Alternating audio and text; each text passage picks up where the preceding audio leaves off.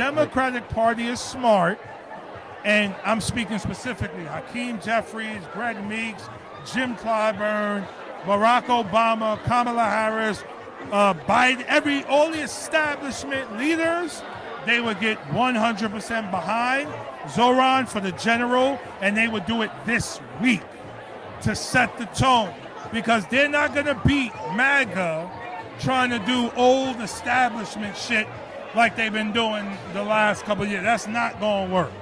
And so they better understand. I wish they would have understood this before, but there are superstars in the Democratic Party. You know, AOC is one of them. You know, some people disagree with her. Whatever you disagree with, she's still a superstar. Now, Zoran's another one. You got to uplift your superstars, man. Like, you know, I'm a sports fan.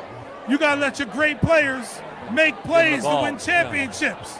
You can't fucking put them on the bench and say we're going to put some 70-year-old white man in charge of some committee thinking like that's what May he rest in peace. That's good for America. That shit don't make sense. I'm sorry, I don't mean to cuss. Last one from me, and then you guys. Hurry up, because I got CNN in like Richie, 7 minutes. All right, Richie Torres. Doesn't this suggest that Richie Torres is vulnerable, and somebody like a Jamaal Bowman should run against him? Inconsequential. Can we stop talking about Richie Torres? Not as long as he's Richie in Congress. Torres is a whack motherfucker. Let Richie Torres keep doing his bullshit, and let's keep doing our shit. We don't care about Richie Torres, son. Richie Torres is not consequential. Please, let's stop uplifting for him. We don't need Richie Torres. I don't want to fight. I just want to chill. I just want to knock. I was walking down the street the other day. Some white dude, bald head, he looked me, called me a piece of shit to my face. Said, I'm going to get what's coming to me. Why I got to deal with that, dog? In Yonkers, New York. Well, can I tell you something? I'm not making that up. Stephen Miller needs to remember. All right, guys. So we got to talk about a hilarious segment on CNN featuring Jamaal Bowman, who is a disgraced Democrat member of Congress, who is going to explain to us why he's so oppressed as a black man in America, okay? In a discussion about Zoran Mondami and some of the mean things that people are saying to him online, okay, that apparently CNN does not like, okay? So I want to talk about this segment because I find this segment to be pretty hilarious. So without further ado, let's get into it. To some of this, listen. It's sad in that in one sense it's unsurprising, in another it is still deeply disappointing to see what politics has become in this moment. To have to deal with regular death threats where I'm told that someone is going to blow up my car and is going to kill me and my family and the people that I love. I mean, frankly, it's like, okay, you disagree with his policies, Why is it that the number one line of attack against him on the right is that he's Muslim? I don't know if that is. First and foremost, I want to say this.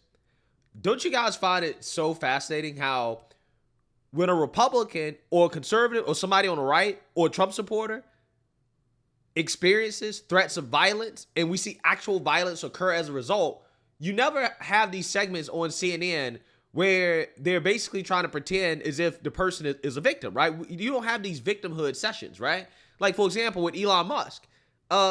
They've never talked about Elon Musk as a victim when his Teslas were being attacked, right? When Republicans routinely receive death threats, receive hate messages, right? That happens all the time. You never see segments about, well, is this wrong? Why is this person being attacked, right? Also, on top of that, the main attack against Zoran Mondami is not that he's Muslim, right? The main attack against him is that he's a socialist. What I find fascinating about him being a Muslim is that it basically shows how the ideology of Marxism and socialism is actually more important to Zoran Mondami than his religion, right? And the reason why I say that is because he's a Muslim that supports, LGBTQ, right? He's very pro-LGBTQ, which means that, again, his Marxist ideology is what really drives him more so than his religion, okay? So the main, I guess, attack or criticism of Zoran Mondami really comes from his socialist, his Marxist ideology, not necessarily his religion, okay? At least as far as I'm concerned, okay? Number one attack, Abby. I mean, I think in our conversation tonight, we've been focused pretty much on the policy. I mean, you have. I'm not talking about you. Look, you're invited to this table. I'm talking about the people who, as we just showed, that is what they say. He's a Muslim. He's an immigrant. This is what makes him unacceptable. I'm not going to sit here and condone it, Abby. I think the reality, though, is condemn it. Yeah, sure. But I think there's performative artists on both sides. In both sides of politics today, and as intolerable as some of the rhetoric is, the reality is that the last 2 assassination attempts on Donald Trump were from leftists. Assassination attempt on Brett Kavanaugh is from leftists. So we condemn the rhetoric on the right, but it seems like it's always focused on the right and actually not focused on the actions on the left. 2 elected officials in Minnesota were killed. They were Democrats. That wasn't an assassination attempt. They were killed. They were killed. And Hold on, let me finish. There's still a question about the motive of the person who did it. These were 2 Democratic elected officials in Minnesota who were killed. The Tree of Life synagogue shooting, killed. Christchurch, New Zealand, slaughtered. AME Church in South Carolina. On and on and on. Catholic, this is America. Catholic and the problem is we are not dealing with America's original sin and its disease of hate and racism towards black and brown people and sexism towards women and anti-LGBTQ sentiment. We are not dealing with that. Your colleagues in the Republican Party do not hold each other accountable when it comes to the racism that comes from the party on a consistent basis. Congressman, I mean, where are you on You the can't be calm about this. I'm a black man in America. The reason why heart disease... I'm white, I can't comment Listen on to what I'm saying. The reason why heart disease and cancer and obesity and diabetes are bigger in the black community is because of the stress we carry from having to deal with being called the N-word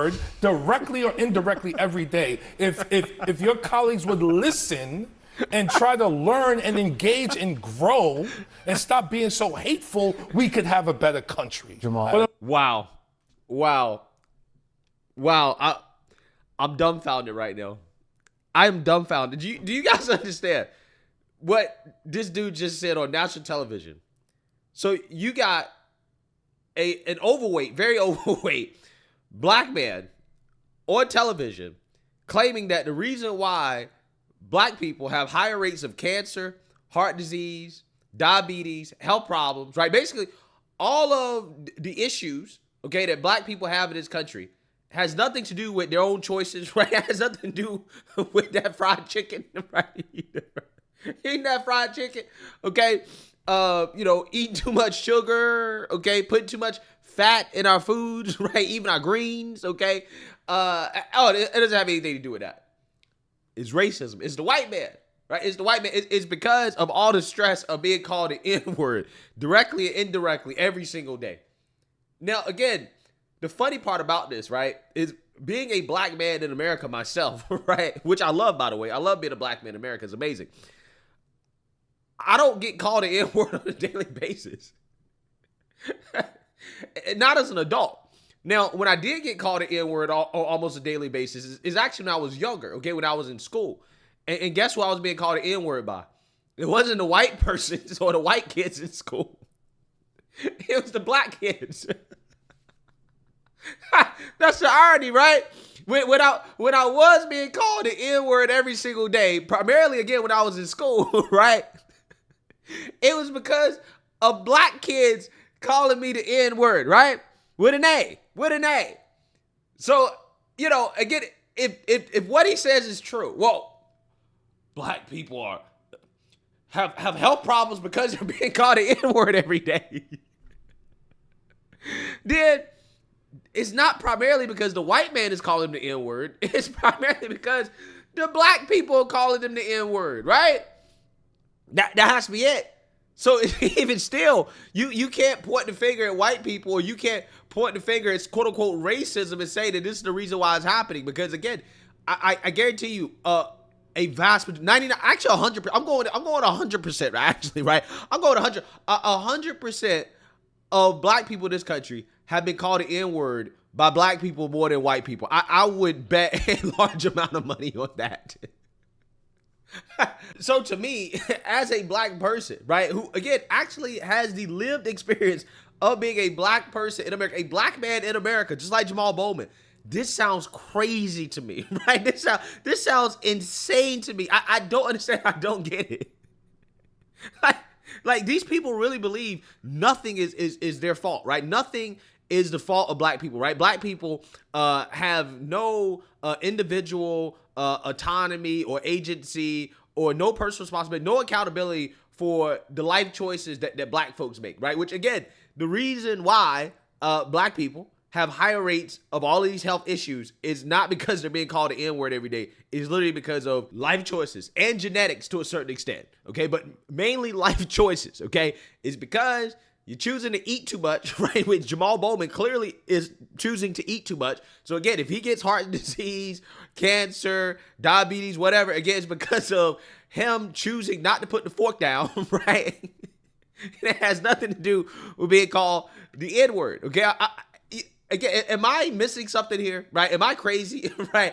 I don't think so. I think that people like this are just absolutely delusional, right? I mean, you can't reason with people like this.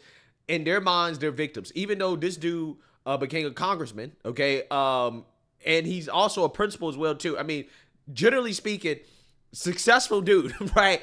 Okay? Even though I think that he's dumb as a rock, but still, you can be black and dumb as a rock. So dumb that apparently you don't know the difference between a fire alarm and a door opener, right? Because again, that's what this guy basically said as an excuse for why he pulled a fire alarm in the Capitol on the way to a voting session, right? This dude is so dumb that apparently he doesn't know the difference between a fire alarm and a door opener, but yet he became a member of Congress. He became a school principal. I mean, specifically, being a school principal, he should definitely know the difference, right? He should know what a fire alarm looks like. But apparently, again, he doesn't, according to him. But you're still generally a successful person. Again, it really shows you how little racism has an effect on the outcomes of black people in this country. When you can be that dumb, okay? You can be as dumb as Jamaal Bowman and still become a sitting member of Congress. Wow, incredible stuff. Absolutely incredible. But hey, at least it only took 2 terms for this dude to get voted out, right? For his constituents realize that this dude's a lunatic, right? He should have never been voted into office in the first place. But, I'm just saying, thank God this man is not in Congress anymore. Dudes like him do not belong in Congress. And that's the main threat when it comes to the Zoran Mondami thing, is that you're going to have these type of lunatics that are going to be running for office. They're energized. They're excited. And these people being in office, again, you can see why this is probably not a good idea, right? To have these guys making decisions for this country. Unfortunately, we're still here. Jamal, the hate's coming from one side. Jamal, I feel your passion and I understand where you're coming from, sincerely. I really, really do. It happens on both sides, Jamal. You might think it happens more on your side. Jamal, when I leave the show, Jamal, you should see my Twitter feed. And they're acquitted. Rodney King, Abner Louima, Eric Gardner, Trayvon Martin, black cops in Memphis. It's not the same. And I don't want to qualify or quantify pain. That's not what I'm talking about. Everyone goes through pain. But the racism in this country is a disease that will destroy us. And it's destroying us right now as we speak. You're a divided January country, 6th, 100%. everybody was pardoned. Bruh, this dude is so dumb. I can't believe it. Why is Abby Phillip inviting these people on her show? I don't get it. These people are dumb. This dude just said January 6th. What does January 6th got to do with racism? That's what I'm trying to figure out. I mean, this dude talked about the black Memphis cops. So black cops beating black people to death. That's racist too? That also has to do with racism. But so everything this man doesn't like, everything this man doesn't agree with is racism, right? Everything that said to this man that he doesn't like is calling him the N-word indirectly, right? That's the mentality of this guy. If you're gonna bring a dude like this on the show, you gotta put a black conservative on the show, right? A real one, okay? You gotta put somebody on the show that is black and that has the cojones, right, to actually push back against this, because this is so ridiculous. This is nonsense. Okay, this is nonsense being spewed on the airwaves of CNN, and for whatever reason, they don't seem to have any issues with this guy saying things that just make absolutely no sense. Which is that, again, racism is the reason why black people have health problems, right? It's crazy to me. It's absolutely crazy. Everybody's part. Riots in L.A., they're insurrectionists. But we pardon everyone January 6th. So, Congressman, this I was is there America. January 6th. I was evacuated January 6th. That was not a racist incident.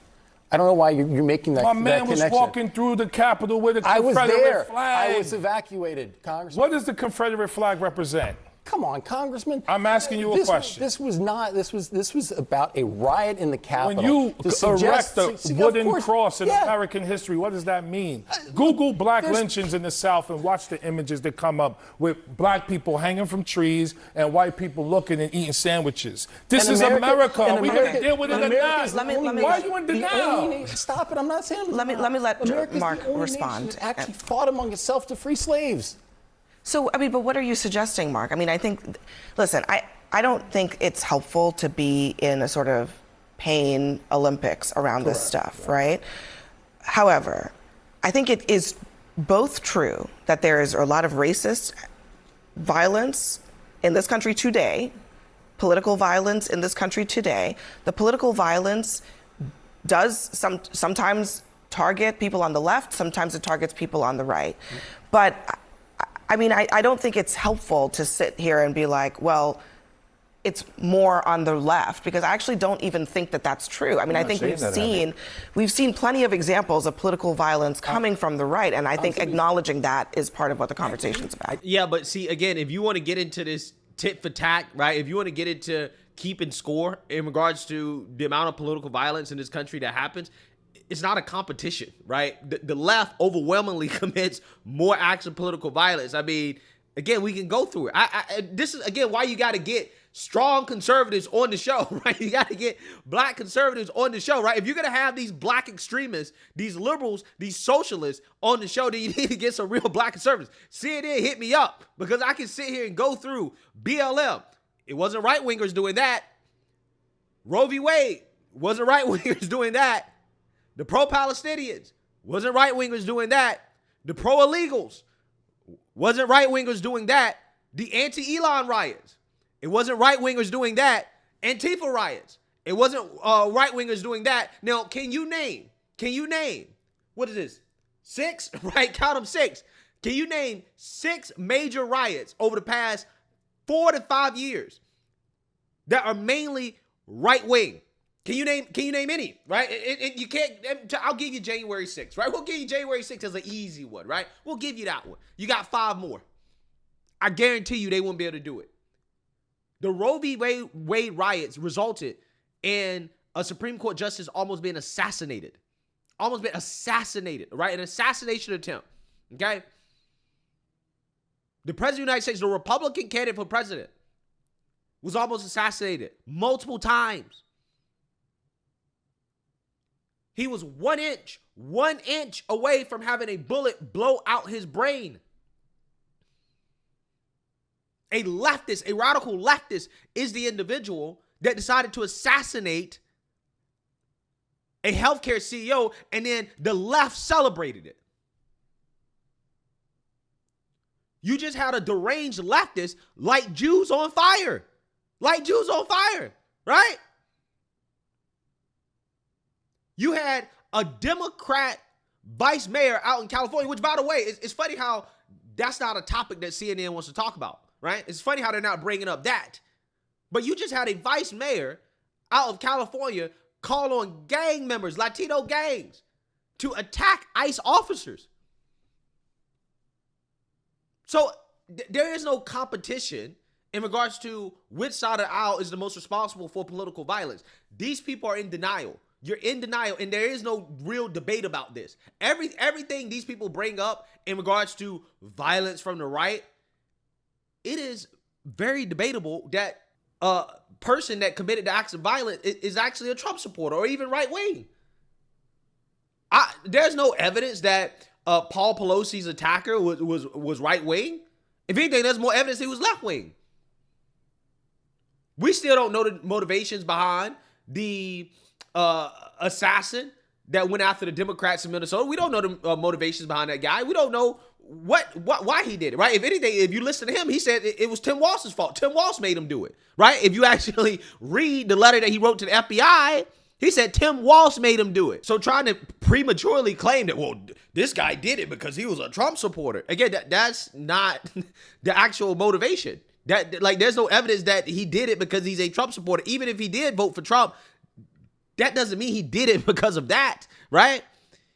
So, it's very, very, very interesting to watch the left continue to deny reality, which is that they are the party of political violence, okay? I mean, we can objectively see that a vast majority of political violence in this country comes from the left, but yet these people refuse to acknowledge it. They refuse to admit it. They don't want to talk about it. But as soon as just one little thing happens, okay, that involves a suspected right winger, a suspected Trump supporter, right? The first thing these people do is talk, well, the right has a political violence problem. But when leftists commit acts of violence, which again happens a lot in this country, they either avoid talking about it, right? Or they don't talk about the fact that, again, leftists are committing the act of violence, right? They talk about everything else except the fact that leftists are doing this. I did not acknowledge that. I've condemned it as well. My point is that it seems like we can constantly focus on the rhetoric on the right when there have been significant actions of assassination attempts against Republican I heard you say that, but I think coverage. his point was, you're saying that it's about rhetoric on the right. He is saying that there has actually been violence on the right, and you cannot minimize it to just rhetoric when we've seen the violence. That's the point that he's trying to make. We need to. Yeah, and we've seen a lot more of the violence from the left, right? We've seen a lot more, and CNN goes out of their way to minimize it every time it happens. So, anyways, again, that clip was a very fascinating clip. Jamaal Bowman is delusional. He's an idiot. And I really don't understand how you have these black people who are very successful, right, by any objective measure, very successful, still running around boo-hoo-whining and crying victimhood, saying that the white man and racism is the cause of all their problems. It really is fascinating. But let me know what you guys think. Make sure you like, comment, and subscribe. Most importantly, share a black conservative perspective. Peace.